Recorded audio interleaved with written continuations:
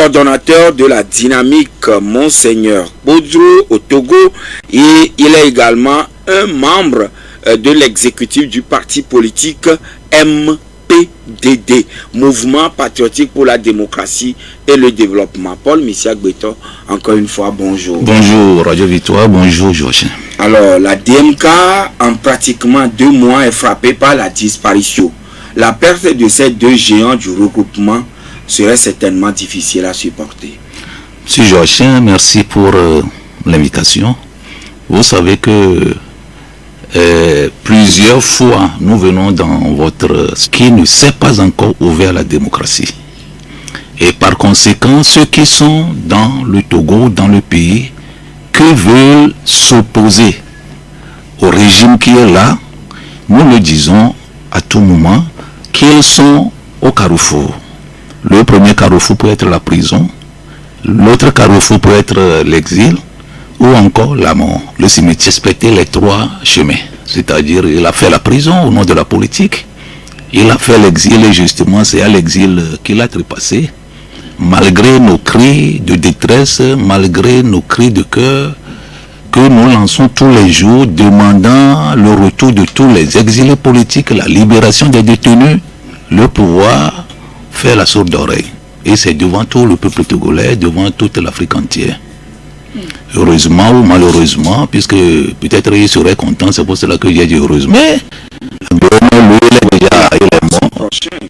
Et donc nous, à notre niveau, au niveau de la DMK, au niveau des compatriotes, au niveau des combattants de la liberté, pas seulement au niveau de la DMK, au niveau de tout le peuple togolais, ceux qui veulent le changement, et aussi bien dans le pays qu'à l'étranger, dans la diaspora. Donc ça a été un coup dur pour nous, ça a été une tristesse, une douleur profonde, parce que c'est un décès subit, on ne s'y attendait pas, il n'était pas malade, il ne manifestait aucun malaise, puisque les uns les autres peuvent témoigner pour ceux qui sont souvent en communication avec lui, que jusqu'au dernier, difficilement nous avons pris à ça, parce que jusqu'à ce jour c'est comme c'est du rêve, mais c'est de la réalité, c'est la triste réalité, mais le Togo qui est, c'est pas seulement la DMK, c'est tout le Togo qui est en deuil, c'est toute l'Afrique qui est en deuil, c'est une grande perte.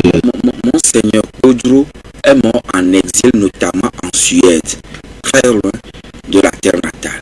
Gabriel Mensah Gbome Kodjo est aussi décédé en exil, mais cette fois-ci en terre ghanéenne, proche du Togo. Cela a surpris plus d'un, et surtout Gbome est décédé au Ghana. Comment au Ghana? Oui, comment au Ghana? Vous savez que c'est de tous les Togolais. Donc nous étions depuis la proclamation traficoter des résultats à notre niveau. Nous avons estimé, nous estimons jusqu'à ce jour que c'est nous qui avons gagné le scrutin. Et nous étions dans la contestation, mais avec le temps, vous avez vu les représailles, les intimidations, les pressions que nous avons reçues, nous recevons toujours. Et donc, Gbome, M. Gbome ne pouvant plus supporter, puisque craignant sa vie, donc il a dû aller se cacher. C'est devant tout le monde que nous proclamons sa clandestinité. Dans le champ de maïs. Dans le champ de maïs. Et donc, vous allez voir que quand nous disons que le président Gbome Kodjo n'est que réalumé, d'autres disent que bon, il est, je sais pas, à la cité, bon, etc.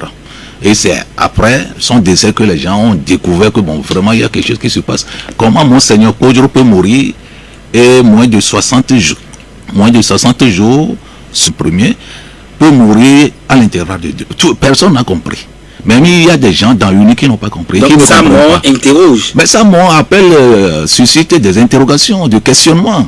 Comment se fait-il que 60 jours, la DMK, dynamique Monseigneur Kodjo, a perdu 2 têtes de pont?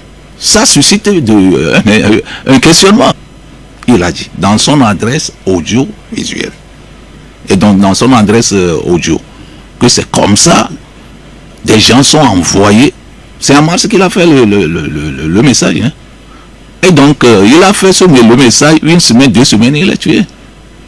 Vous n'êtes pas sans savoir également que Prince Honoré Akotia l'a averti vendredi que dimanche il est mort. qu'il y a des gens qui sont envoyés, qu'il a des sources sûres de son information au niveau de la DMK, au niveau des compatriotes, au Togo, dans la diaspora, au niveau du peuple togolais. Mais également, c'est une perte chronique pour le régime. perte chronique pour le régime. Oui, pour le régime, qu'il combattait. Oui, parce qu'au même moment qu'il combattait le régime, M. Agboumé Kodjo, tout le monde le sait que c'est un homme d'État qui a un grand cœur de pardon, n'a jamais cessé de nous interpeller sur la vertu du pardon et de la réconciliation. Ah, notamment moi, principalement, parce que il sait que je traverse beaucoup de choses. Il n'y a pas de jour, M. Agboumé Kodjo nous m'envoie des audios, soit des chansons, soit des images, soit quelque chose qui a trait au pardon. Et à un moment donné, il m'appelle pour me dire, monsieur jeune, hein, il m'appelle jeune. Il vous envoie tous ces messages-là pour que vous puissiez pardonner. J'ai fait la prison 2 fois illégalement et injustement, arbitrairement. La deuxième fois, on m'a condamné à 4 ans. Un secrétaire général de préfecture pour avoir refusé la corruption. Pour être, j'étais en prison quand ma maman est décédée sous le choc. J'ai écrit une lettre depuis la prison civile de Thiévé au procureur de la République. De me laisser le temps d'aller enterrer ma maman avec les soldats, même s'il y a des menottes sous ma main, il n'y a pas de problème. Et après je reviens, il m'a dit qu'il va demander l'avis de Faure Gnassingbé d'abord. Et après il me dit que Faure Gnassingbé n'a pas accepté. J'ai supporté tout ça là. Après, et donc le procureur vous aurait dit que le chef de l'État n'aurait pas accepté que vous puissiez aller enterrer votre voilà, maman. Donc moi j'ai fait le temps qu'il fallait faire à la prison et on m'a libéré. 10 mois justement, on m'a encore pris et condamné à 4 ans avec 2 ans de sursis. Maintenant au terme de mon séjour à la prison, j'ai fait 9 mois. La cour d'appel en prison, c'est un acte injuste, arbitraire, selon tel article, et que l'État togolais reconnaît que j'ai gagné le procès. Pour la première fois dans l'histoire du Togo, on reconnaît à un opposant qu'il a gagné un procès et que l'État togolais a fait 1 mois et demi. Et je lui ai envoyé une copie de faire tout possible pour respecter ce que l'arrêt de la Cour... Et pourquoi avoir écrit... C'est lui qui a été coopté conseiller politique à la présidence. C'est lui, je sais que bon, après il a donné le courrier à Faure Gnassingbé. Bref, M. Agboumé Kodjo, il n'y a pas quelqu'un aujourd'hui dans la DMK qui a le cœur de M. Agboumé Kodjo qui puisse pardonner comme au même titre que M. Agboumé Kodjo. Oui, c'est pour cela que je dis que c'est une grande perte pour eux. Parce que quand on prend le régime aujourd'hui, avec les cadres unis, ceux qui sont dans le régime, chacun sait ce qu'il a fait. M. Faure Gnassingbé sait comment il gouverne le pays. Ils savent aussi le sort que le peuple togolais réserve à chacun d'eux. Si c'est un sort de pardon, ils le savent. Si c'est on nous a communiqué la mort de M. Agboumé Kodjo. Et vers 22h, quand j'ai appris l'histoire ou la triste nouvelle, j'ai eu la diarrhée spontanément. J'ai fait de sel plus de 5 fois consécutivement. Donc dans la nuit profonde de samedi, dans la nuit profonde de dimanche, ça. Il est mort le dimanche, le 3 vers 15h. Oui. On était au courant de rien, c'est vers la nuit, puisque mon portable était déchargé, avec cette histoire de délestage, le temps de rétablir le courant, de charger, et c'est là où on m'appelle. Je n'ai rien fait de crime, monsieur Georges, je n'ai rien fait de crime économique, ni de crime odieux dans ce pays. Mais quand j'ai appris l'histoire, ça m'a choqué et ça m'a terrassé. Tout homme est mortel, Socrate l'a dit. Tout homme est mortel. Faure peut tomber aujourd'hui et mourir. Comme je peux tomber aujourd'hui et mourir. Comme je n'ai rien compris. Oui, mais M. Michel Agbetor, tout porte à croire, ou bien certaines langues avaient avancé que M. Agboumé serait souffrant avant, des jours ou des semaines avant qu'il ne connaisse le malaise, puis transporter chemin faisant, qu'il soit décédé en allant vers l'hôpital. Monsieur Joachim, j'ai dit tout à l'heure que nous n'avons eu aucune information relative à la souffrance ou à la maladie. Ça étonne tout le monde. Mais tout le monde sait aujourd'hui pourquoi M. Agboumé Kodjo, pourquoi Monseigneur Kodjo, ils ont quitté le pays. C'est quelque chose qui les a poussés. Ils ont des causes en train de soupçonner peut-être un assassinat qui ne dit pas son nom. En fait, vous voyez, le régime est à l'origine du départ de M. Agboumé Kodjo et de Monseigneur, puisqu'ils craignaient leur vie. Et mais vous n'êtes pas sans savoir que l'ancien président de la Cour, lors de la prestation de serment, le discours qu'Ousmane donne, il a dit ça dedans. Ça veut dire qu'il cherchait coûte que coûte les deux là. Aujourd'hui, les deux ne sont plus là. Mais ce que je voudrais dire, faire observer, c'est que la DMK, quand je prenais fonction en avril, j'ai dit que la DMK est inébranlable. Et on va y revenir. Quel que soit ce qui se passe aujourd'hui sur nous. On va y revenir tout à l'heure, mais que ce soit la famille d'Agbeyomi Kodjo, que ce soit la DMK ou la quasi-totalité des partis politiques, bref, tout le peuple togolais, tout le monde est sous le choc qu'une telle personnalité puisse ainsi et si tôt disparaître. Mais je viens à vous personnellement. Qui Agbeyomi représente pour vous en tant que Paul Misia Guito?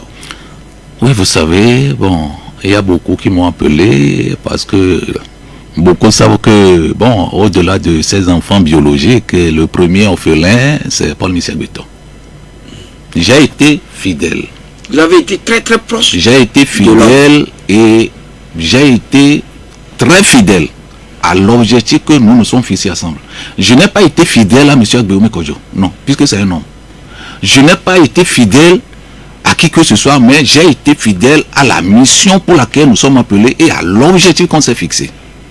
Et c'est au nom de ça que j'ai fait plusieurs fois la prison. Et j'ai accepté cet objectif-là. Cet objectif, c'est de conduire le peuple togolais vers la libération. Il est mort aujourd'hui, n'est plus là. Mais l'objectif, la vision, elle est là.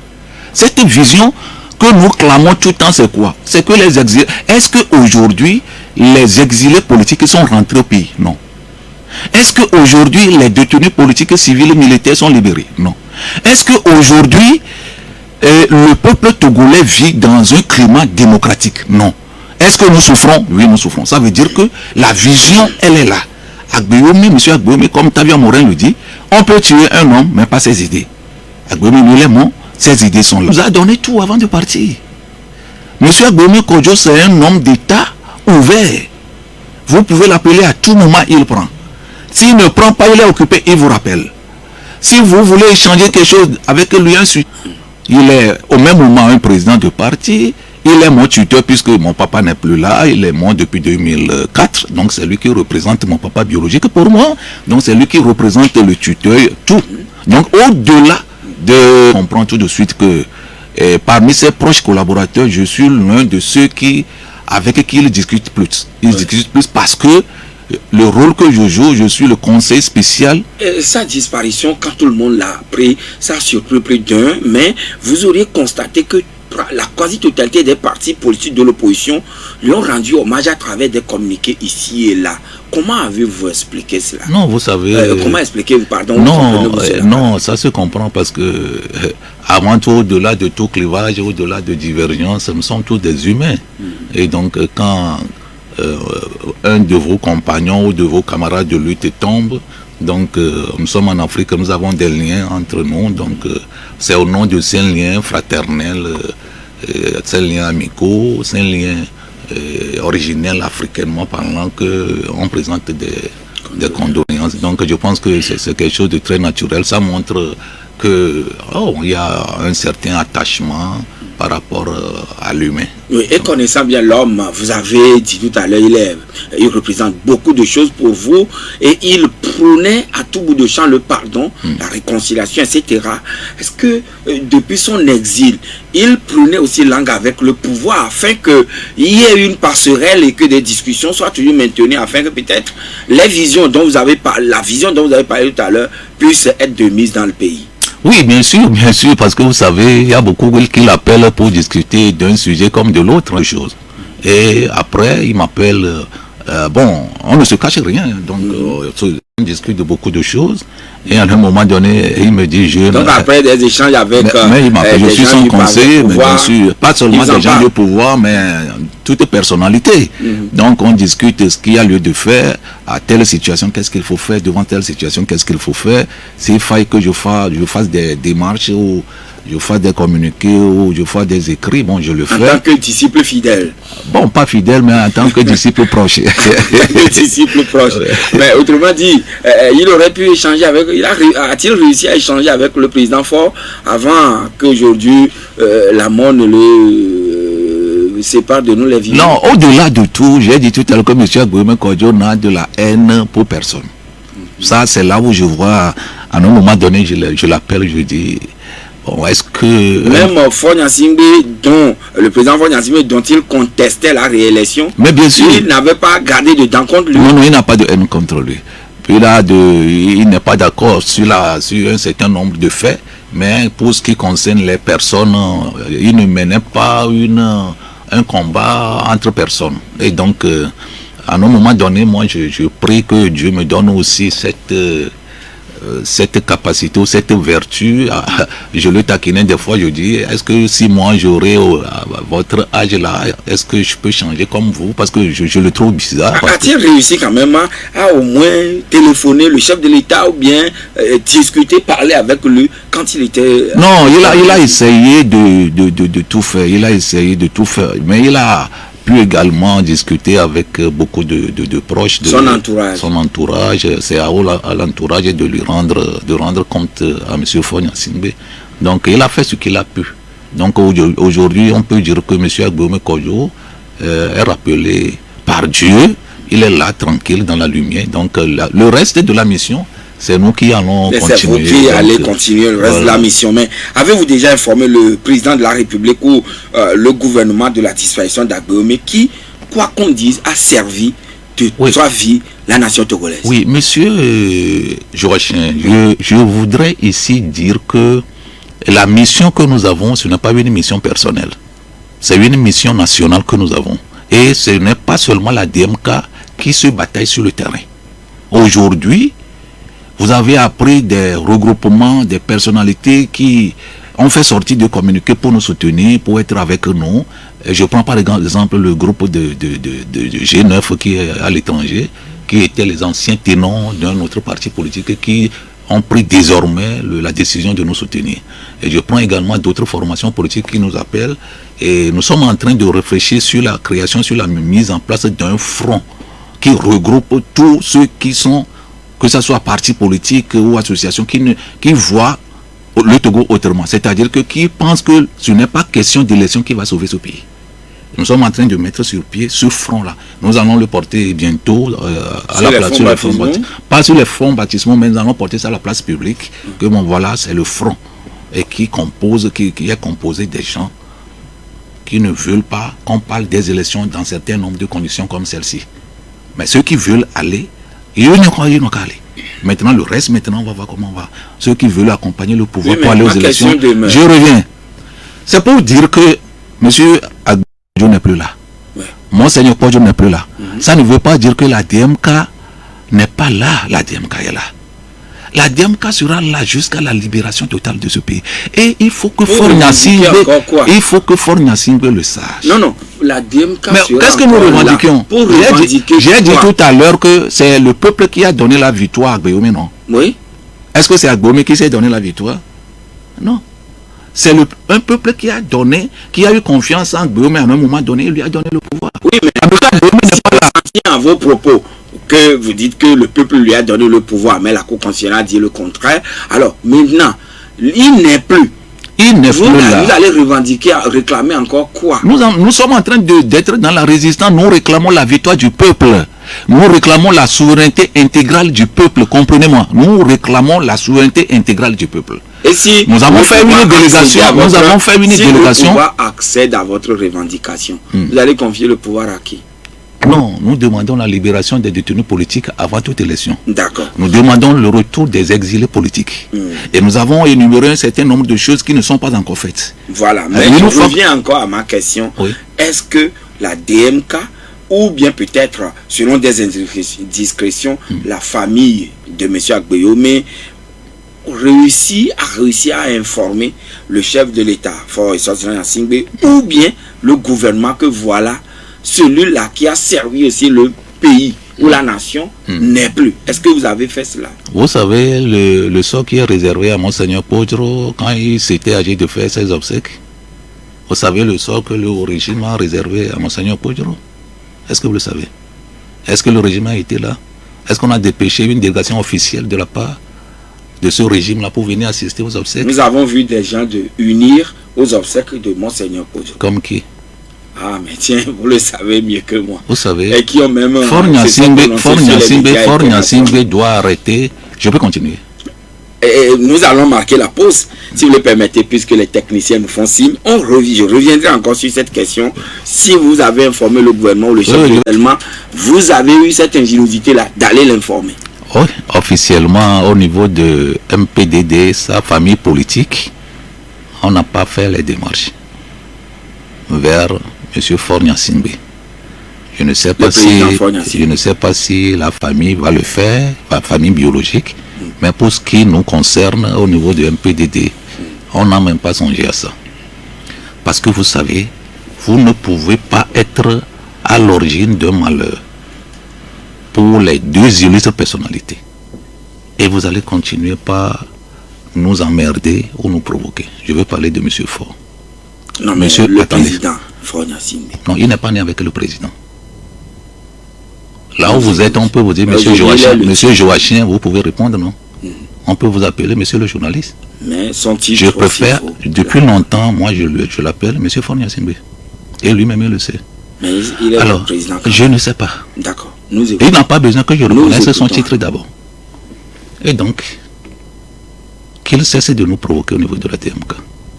Que monsieur Fornia-Singbe arrête de nous embêter. Pourquoi je le dis? Il y a des gens dans ce monde, comment je dirais, leur hule à moteur pour réfléchir, c'est l'argent. Il faut bien me suivre. Ça veut dire que s'il n'y a pas l'argent, ils ne peuvent pas mouvoir. La DMK n'est pas comme ça. Monseigneur Kodjo est décédé, c'est vrai. Monsieur Agbeoum est décédé, c'est vrai. Mais la DMK demeure. Attendez, je vais aller jusqu'au fond. Monsieur Faure doit savoir que la DMK n'est pas là pour l'argent. S'il veut distribuer de l'argent à certains opposants, qu'il aille vers ces opposants-là. Mais qu'il fasse extrêmement attention vis-à-vis de la DMK. Pourquoi je le dis? Voulez-vous nous dire que pourquoi je le dis? Attendez, je vais distribuer, donner de l'argent. Pourquoi je le dis? Je le dis, nous sommes en deuil. Monsieur Fornia-Singbe envoie un émissaire à nous. Qu'il fasse extrêmement attention. L'autre fois, c'était l'ambassade de France qui m'a appelé pour aller aux élections avec tous les accompagnements. Avoir, oui, une nomination, etc. Qu'il fasse très attention parce que nous ne sommes pas là pour l'argent. Et samedi le 9, à 6h du matin, c'est un émissaire qu'il a encore envoyé à un de mes collaborateurs au niveau de la DMK, de la coordination, pour lui proposer une nomination dans le gouvernement. Et que c'est Fornia-Singbe lui-même qui l'envoie. Je mets en garde cet entrepreneur. Aujourd'hui, je ne vais pas donner son nom. Maintenant, s'il vous plaît, tout ça là, c'est quand même des choses. Nous sommes en deuil. Fornia-Singbe doit savoir que là où nous sommes arrivés aujourd'hui, ce n'est pas l'argent. Des gens peuvent prendre ces initiatives-là sans que le chef de l'État ne le sache. On sait. M. Agbeoum lui-même a créé à Tchadédi, jusqu'à ce qu'il parte. Leur système, c'est l'argent. On vient te donner l'argent, on te propose une nomination, on m'a fait à moi. Et c'était Charles Gaffran qui a conduit la délégation. Une telle proposition. Et c'était Charles. Non, je dois citer parce que où nous sommes arrivés aujourd'hui. On n'en a pas besoin. Ok, c'est bon. Maintenant, quand je refuse, ça m'a valu mon licenciement. Je suis un exemple palpable devant toi, ici. Alors, donc, nous ne voudrons pas au niveau de la DMK. Nous, on ne cache rien. Nous sommes soudés comme ça, on ne cache rien. Si M. Fornia-Singbe ou un ministre envoie un émissaire vers nous, nous aurions souhaité qu'on débatte du problème du pays. D'accord. Qu'on discute des problèmes du pays. Maintenant, nous ne voulons pas de corruption. Au niveau de M. Agbeoum, le pardon.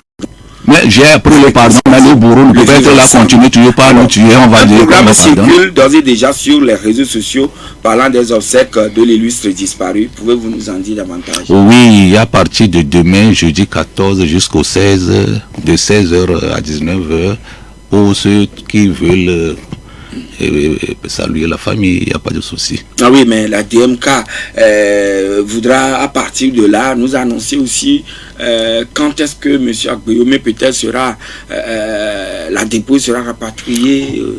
Oui, nous sommes sur les démarches au niveau du Ghana. Vous savez qu'il est décédé en terre ghanéenne, donc nous sommes sur les démarches là-bas. Et dès que c'est prêt, on va demander au ministre en charge de la sécurité, puisque c'est lui qui doit nous signer le certificat de rapatriement, monsieur, je pense que Madurba. Donc, on va aller pour qu'il puisse nous signer encore le deuxième certificat en moins de 60 jours. puisqu'il avait signé pour Kodjo, il va encore signer pour Agbeyo, mais peut-être il va signer pour un autre aussi qui va décéder en exil. Oui, mais si on ne vous signe pas le document. Non, on saura ce qu'il y a lieu de faire. Alors, la DMK est amputée de ses initiateurs, vous l'avez dit, mais le regroupement de partis, d'organisations de la société civile a-t-il encore l'avenir ou bien il sera dissous?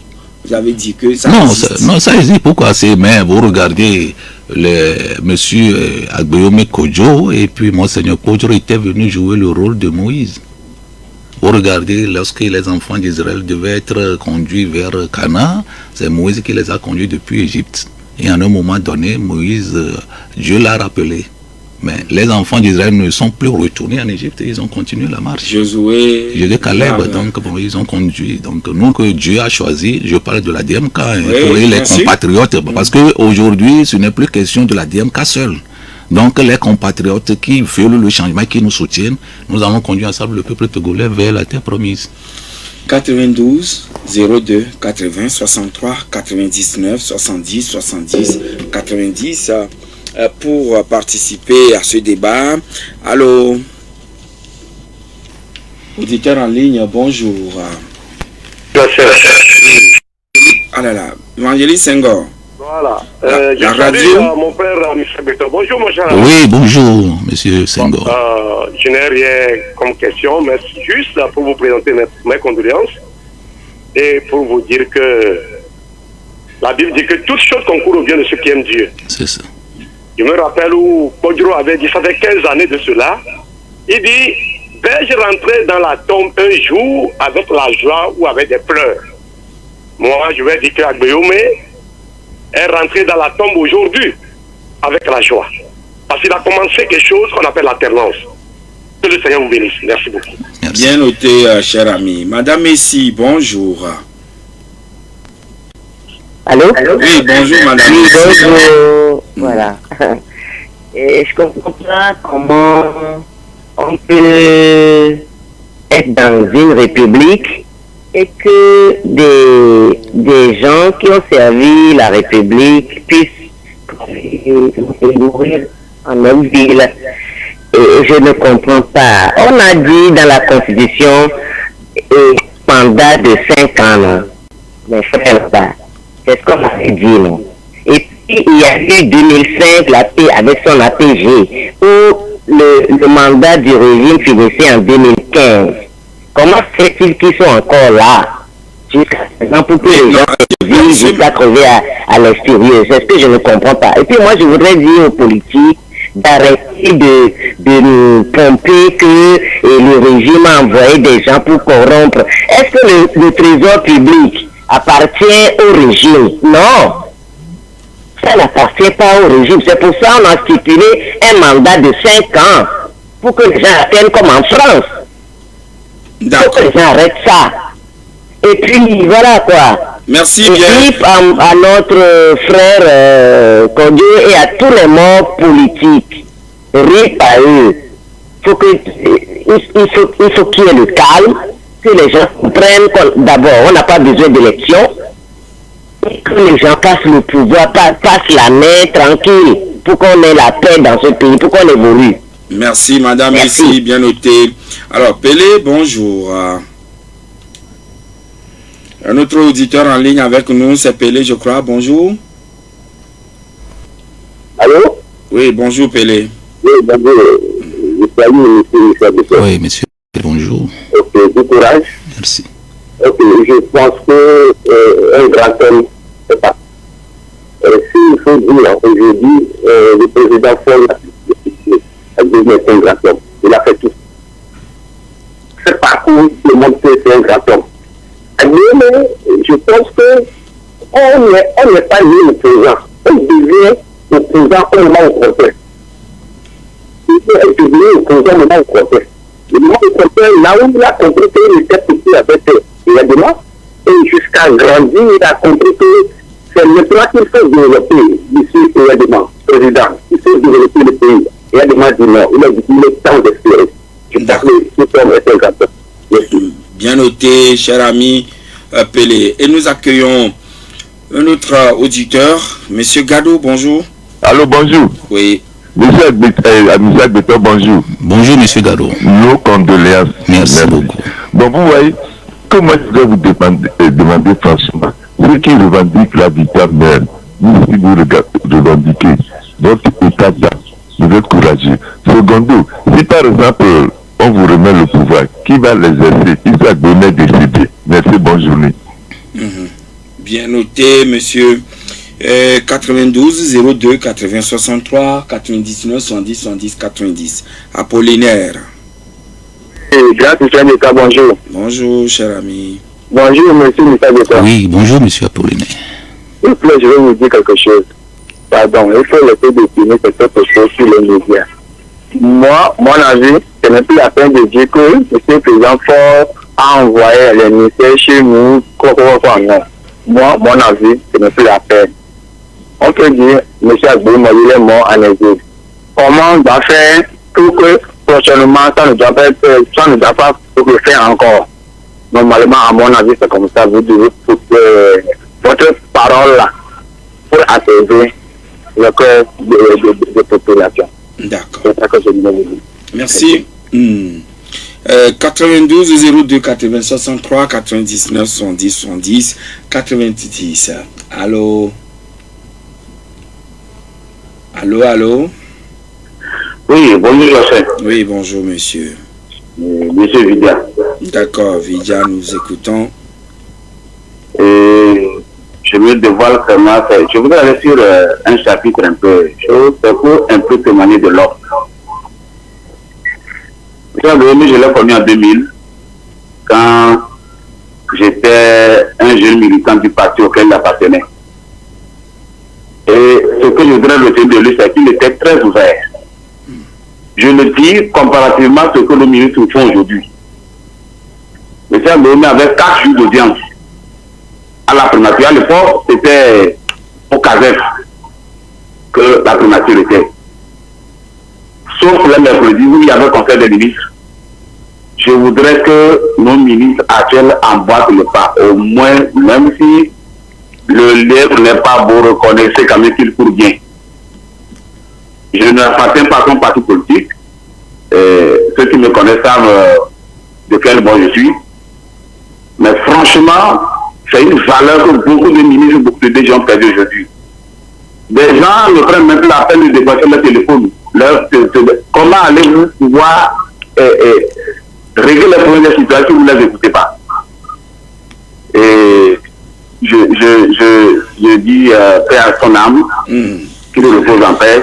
Voilà. Et qu'au moins, à défaut d'être de son parti politique, que les gens copient quand même cette valeur que je suis en train de témoigner. Merci beaucoup, monsieur Vidia, qui disait tout à l'heure que Agbeton Kodjo, il a connu en 2000 et quand il était devenu Premier ministre. Selon lui, il avait 4 jours d'audience et à l'époque, effectivement, la primature était au niveau du CASEF. Et qu'aujourd'hui, c'est à fait que peine que les autres ministres qui sont nommés, etc., décrochent le téléphone des concitoyens qui ont besoin d'eux et les jours d'audience, tout cela laisse à désirer. Et que c'est un grand homme qu'on a perdu. Non, vous savez, monsieur, tout le monde sait aujourd'hui que monsieur Agbeton Kodjo, c'est un grand homme d'État. Aussi bien pour le Togo, pour toute l'Afrique entière. Parce que vous savez qu'il est le président d'honneur de l'organisation néo-panafricaine de souveraineté, monsieur Agbeton Kodjo. Il a mis sur pied un regroupement des panafricanistes. Et donc, aujourd'hui, M. Agbeton Kodjo, ses compétences sont reconnues par tout le monde. Que vous soyez dans un parti politique ou non, que vous êtes dans son parti politique ou non. Donc, tout le monde reconnaît ses compétences. Et aujourd'hui, Senghor, lui, trouve que Agbeton est parti. Non, oui, il a accompli sa mission puisqu'il a combattu le bon combat. Il a eu l'alternance pour le pays. Donc, l'histoire de 2020 ne s'effacera jamais dans la mémoire des gens.